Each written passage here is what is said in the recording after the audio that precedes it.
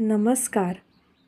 आपण ऐकत आहात श्री ब्रह्मचैतन्य महाराज गोंदवलेकर यांची प्रवचने.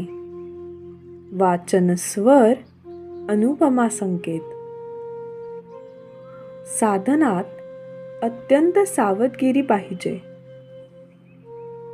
शेताची मशागत झाली, बी उत्तम पेरले, चांगला पाऊस पडला आणि रोपही जोराने वर आले, तरी काम झाले असे नाही.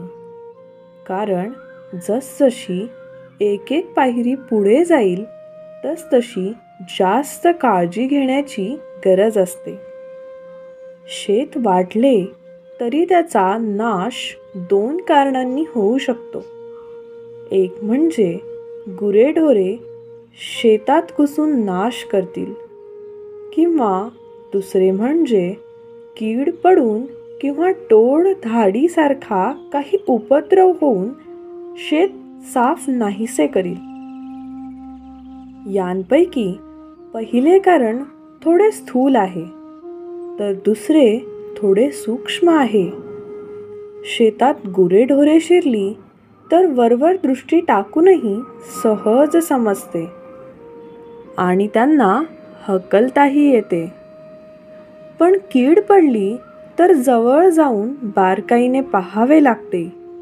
शेताला कुंपण घालून ढोरे आत शिरणार नाहीत असा बंदोबस्त करता येतो आणि राख, शेण, औषधे वगैरे टाकून कीड न लागेल अशी तजवीज करता येते. हे सर्व करताना शेतकऱ्याला सतत जागृत राहावे लागते. म्हणजेच एकसारखे शेतावर लक्ष ठेवावे लागते. हाच नियम परमार्थातही लागू पडतो. साधकाने अत्यंत काळजीने वागणे जरूर आहे. शेताचे रक्षण व्हावे म्हणून जसे कुंपण, तसा संसार हा परमार्थाला कुंपण म्हणून असावा. कुंपणालाच जर खत पाणी मिळाले तर कुंपणच शेत खाऊन टाकते.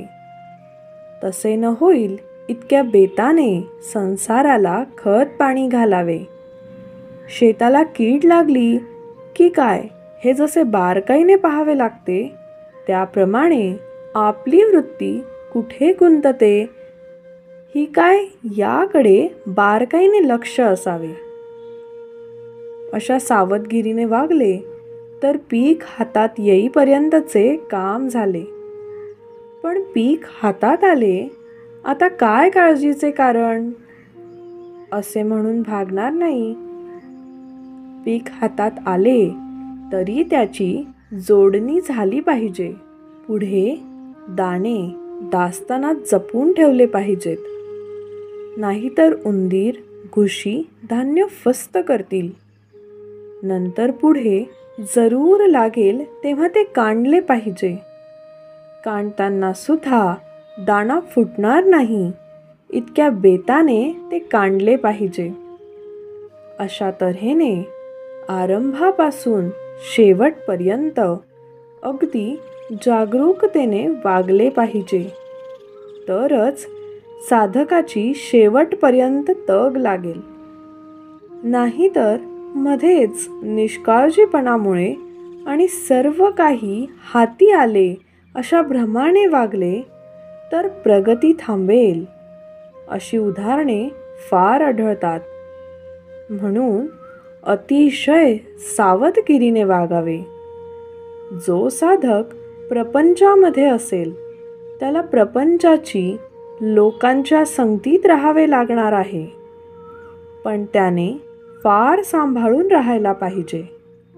आपली वृत्ती केव्हा बदलेल याचा नेम नसतो. खरोखर परमार्थ ही कठीण शिकारच आहे. शिकार अशी मारली पाहिजे की आपल्याला मीपणा मारून आपण जिवंत राहिले पाहिजे आणि आपल्याला नको तेवढेच गळून पडले पाहिजे. सावधानता ठेवून नाम घ्यावे. नामाची सतत धार धरावी, म्हणजे ते वृद्धीपर्यंत पोहोचते. धन्यवाद.